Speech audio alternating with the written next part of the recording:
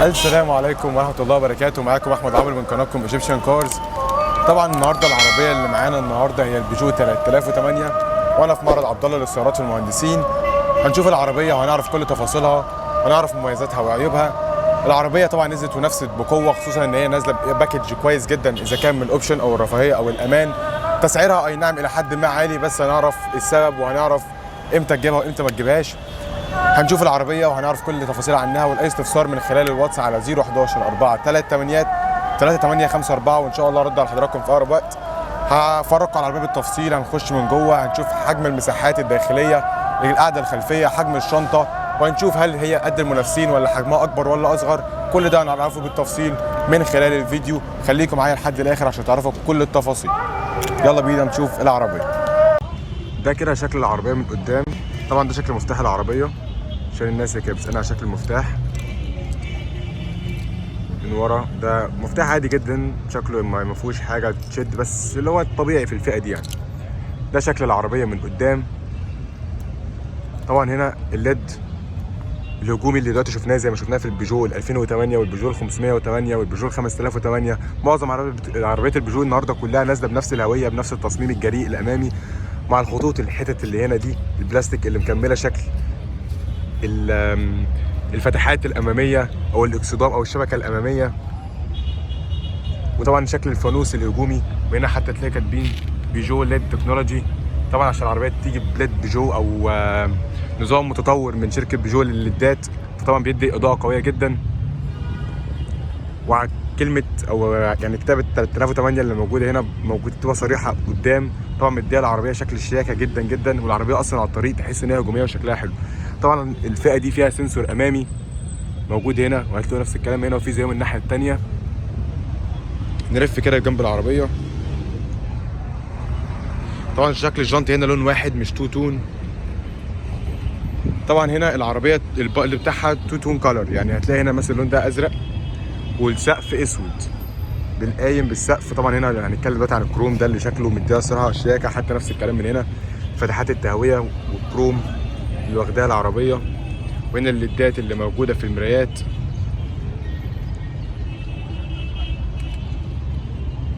طبعا العربيه طبعا دخول بصمه،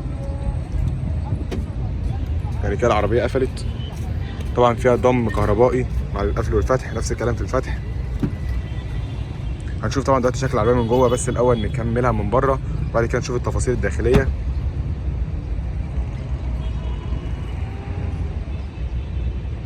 نيجي بقى للشكل الخلفي اللي انا شايفه الصراحه واحد من احسن الخلفيات العربيات اللي في الفئه دي. طبعا كلمه بيجو اللي موجوده زي ما احنا متعودين كده في الخلف مع علامه الاسد المشهوره طبعا بيها بيجو. طبعا دي الليدات الخلفيه. نجرب نقفل العربيه كده عشان نشوفها. الليدات هنا، وطبعا ده الاستوبات والاضاءات الليد بتاعت العربيه اهي زي ما شفتوا كده منوره.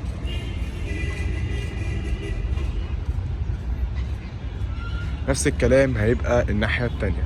نخش دلوقتي ونشوف العربيه من جوه. ده دلوقتي كده شكل العربيه من جوه، شكل الطاره بتاع البيجو الصغيره اللي الصراحه مليانه اوبشنز او موجود فيها مالتي فانكشن، بعلامه بيجو بالكلاكس اللي موجود في النص، وعلامه او كلمه بيجو اللي هنا، وعلامه بيجو اللي فوق. صراحه شكل الطاره صغير وشيك جدا، وتحس ان هو متناول كده في ايدك، مع الشيفتنج بادلز اللي موجوده ورا، هنا ماينس وهنا بلس. صراحه العربيه شكلها شيك جدا وشكلها جميل جدا جدا، مع الشاشه الديجيتال بالكامل والشاشه التاتش، مديها العربيه شكل وفخامه والشياكه كويسه جدا جدا. طبعا ده فتيس شيفت باي واير اللي موجود دلوقتي في كل تيم العربيات بيجو، ونظام الستارت وستوب انجن. ندور كده بس البطاريه. هقول هذا المساء، لو قلت لي ليه هقول لك انه طبعا كنت هقول لك ليه. هي دي العدادات الديجيتال اللي بكلمكم فيها. انت عارف يا يوسف، احنا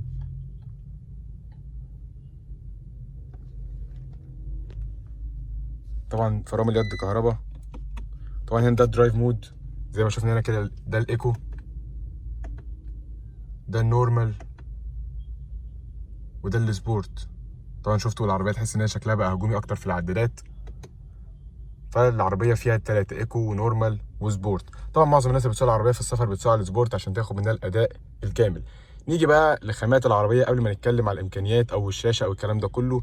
طبعا العربيه زي ما انتم شايفين من جوه كل ده رابر وشكله شيك جدا. الحته دي طبعا كانت بلاستيك وثانيه بلاستيك. طبعا بقيه كله رابر الحته دي بلاستيك، ده كربون فايبر عشان يدي تطعيم للعربيه، كل ده كربون فايبر. طبعا دي الزراير التوصيل السريع للشاشه اذا كان النافيجيشن او التليفون، ده طبعا الانتظار بتاع العربيه. تمام. زي ما قلت لكم هنا الفيس شيفت باي واير. الزراير قليله ودي حاجه كويسه جدا، ان انت معظم التعامل بتاعك بالشاشه عشان دماغك ما تتعبش بالزراير. الا طبعا دي برده زراير عشان التحكم في التكييف، ده لوك العربيه والفتح بتاعها. طبعا ده بتتحكم هنا في الراديو او في الشاشه التاتش او الكلام ده كله. ده زرار ستارت وستوب انجن زي ما قلت لكم. الحته دي برده رابر، دي بيانو بلاك كلها كده عشان تديك فخامه وشياكه. ده المانيوال مود، طبعا ده الفتيس بتاع العربيه، وده الباركنج مود او ده البارك بتاع العربيه. الحته دي فيها كروم شكله شيك قوي، ودي برده كانت كروم، وطبعا ده برده بلاستيك كله. ده الحته دي بلاستيك بس دي رابر. تمام. نبص كده على شكلها من جوه، واسعه وتشيل معاك كتير قوي الصراحه، يعني من جوه الدرج واسع. تمام. طبعا دي فتحات التكييف بتاعتنا هنا وهنا، ونفس الكلام هناك. المرايه طبعا ذاتيه التعتيم، ده تعبئه ذاتيه التعتيم. الفئه دي ما فيهاش فتحه سقف لا كهرباء ولا بانوراما زي ما احنا شايفين. ودي الاضاءات بتاعتها. طبعا هوريها لكم دلوقتي لما ندور العربيه، بس انا هنا في حاجه اسمها كونزرفيشن مود، بيحاول اللي هو على قد ما يقدر يحافظ على البطاريه لو انت مش مدور الموتور، فبيحاول يقفل اي حاجه ممكن تستهلك بطاريه يعني. فدي حاجه كويسه يعني، انت عشان في ناس اللي هي بتقلق يقول لك انا سايب العربيه دايره او فدي حاجه كويسه جدا جدا. تمام. نيجي بقى للباب بتاع العربيه. طبعا هنا الازاز كله تكه واحده، الاربع ابواب. طبعا كل ده ممكن هنشوفه دلوقتي لما ندورها، بس انا بحاول اقدم وضع عشان البنزين وعشان احنا في المعرض. ده برضو رابر، ده كربون فايبر، هنا كروم، ده قماش الصراحه شكله شيك جدا وطري جدا جدا. بصوا بقى بيخش بطريقه سهله جدا من غير ما ادوس حتى، لذلك فهتلاقيه مريح جدا لمسند اليد او مريح جدا لايدك. هنا ده مكان تخزين كده بس مفتوح لتحت زي ما احنا شايفين، بس مجرد مقبض لايدك كده. ده المكان الكاب هولدر بتاعك، دي معموله عشان لو تحط ازازه بميل كده او بحاجه. وهنا لو عايز تحط برده اي حاجه موجوده معاك يعني.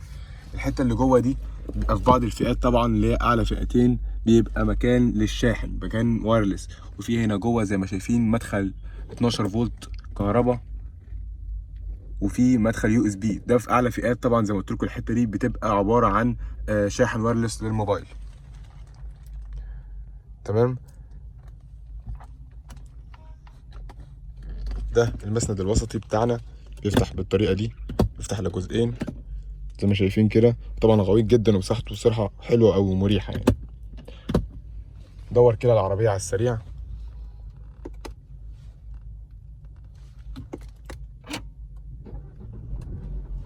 طبعا العربيه مريحه جدا زي ما سمعنا. ده الازازه اللي بتكه واحده اللي بقول لكم عليه في كل الفئات. نفس الكلام طبعا في الاربع ابواب هيبقى بنفس الكلام. ونرجع نعرف ليه هذا المساء. استنوا. ده الراديو، اسمع صوته.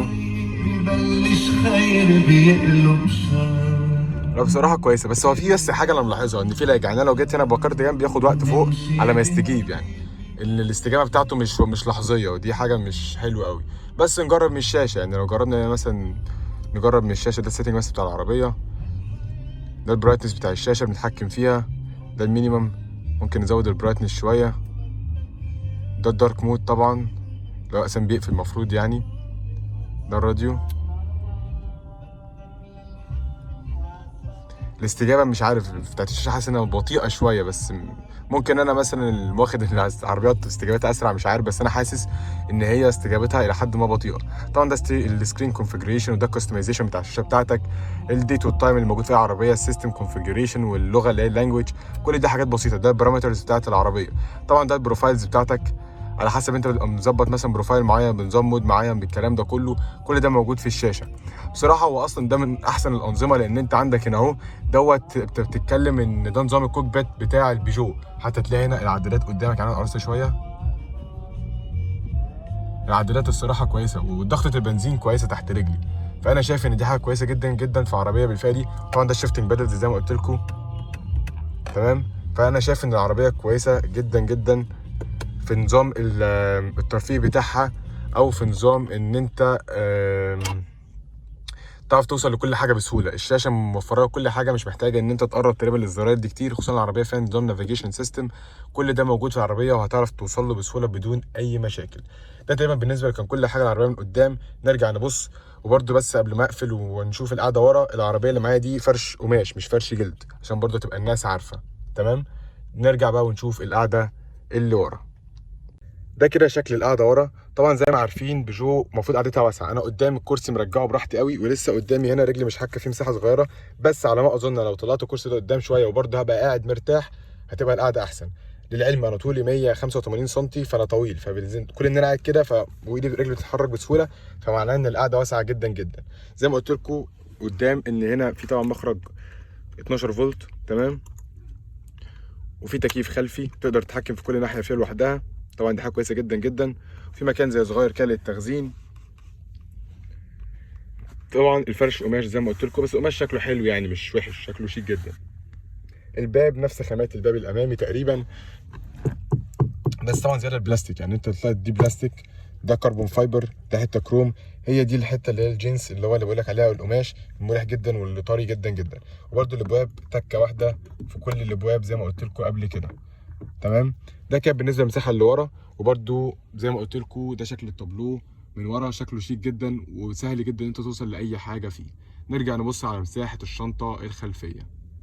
نيجي بقى دلوقتي نبص على الشنطه الخلفيه ونفتحها مع بعض عشان نشوف المساحات.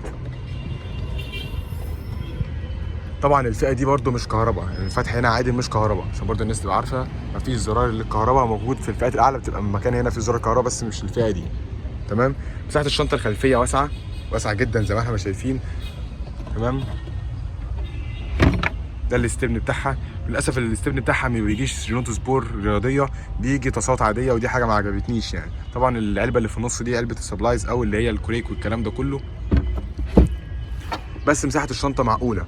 وهنا كمان في حاجه عجبتني حلوه قوي، ان انت لو دقيت الحته دي ممكن تفتحها من قدام، عشان لو انت عندك حاجه طويله وعايز تدخلها من الحته دي تبقى سهله ان انت تعرف تدخلها وتخرجها يعني. طبعا دي اضاءه هنا خلفيه، تعرف تفتح الكنبه من هنا زي ما شفنا كده، نفس الكلام الناحيه الثانيه، بحيث تعرف توسع مساحه الشنطه بتاعتك او مساحه العربيه. ونفس الكلام دي برده ممكن تعملها من الحته دي. دي طبعا كلها علاقات، الحاجات دي كلها موجوده شيء طبيعي في اي عربيه. ده كان بالنسبه للشنطه بتاعه العربيه. اتمنى يا رب يكون مساحه العربيه عجبتكم. وبرده في الاخر هقول دلوقتي تنفع مين وما تنفعش مين، فخليكم معايا لحد الاخر. ده كان نهايه الفيديو بتاعنا، اتمنى يا رب يكون الفيديو عجبكم. طبعا العربيه زي ما شفنا من جوه مساحتها كبيره جدا، الشنطه كانت واسعه، المساحات الداخليه كانت واسعه. اللي ما عجبنيش شويه في العربيه ان ثمنها غالي بالنسبه لامكانياتها. انا شايف فئه زي كده كانت المفروض يبقى فيها فتحه سقف على الاقل كهرباء موجود، يبقى فيها مثلا فرش جلد، بس ده بيبقى موجود في الفئات الاعلى. شنطه كهرباء، كل الحاجات دي بتفرق معاك حتى لو بسيطه بالنسبه للناس ثانيه، بس انا شايف ان انت دافع فوق النص مليون جنيه، فالمفروض يعني من اول فئه تبقى الحاجات دي ستاندرد في العربيه. طبعا دي تناسبك امتى وما تناسبكش امتى، تناسبك لو انت واحد بتدور على الرفاهيه، الشياكه، الراحه. عربيه كويسه انتشرت تقدر تحقق لك كل اللي انت عايزه بمعادله بسيطه. طبعا الامان بتاعها كامل من اول فئه، ودي حاجه كويسه جدا بالنسبه للعربيه. فانا شايف العربيه دي قيمه مقابل سعر، بس مش في كل الفئات. مش هتنفعك امتى؟ مش هتنفعك لو انت بتدور على اعتماديه اللي هي بنسبه 100%، لا، شوف حاجات ثانيه اعتماديه اكتر. مش هتنفعك لو انت واحد مش اهم اولوياتك الرفاهيه والكلام ده، بتدور على حته الصيانات، فالعربيه دي هتكون مناسبه ليك جدا جدا. ده كان نهايه الفيديو بتاعنا النهارده، اتمنى يا رب يكون الفيديو عجبكم. كان معاكم احمد عمرو من قناه ايجيبشن كارز، والسلام عليكم ورحمه الله وبركاته.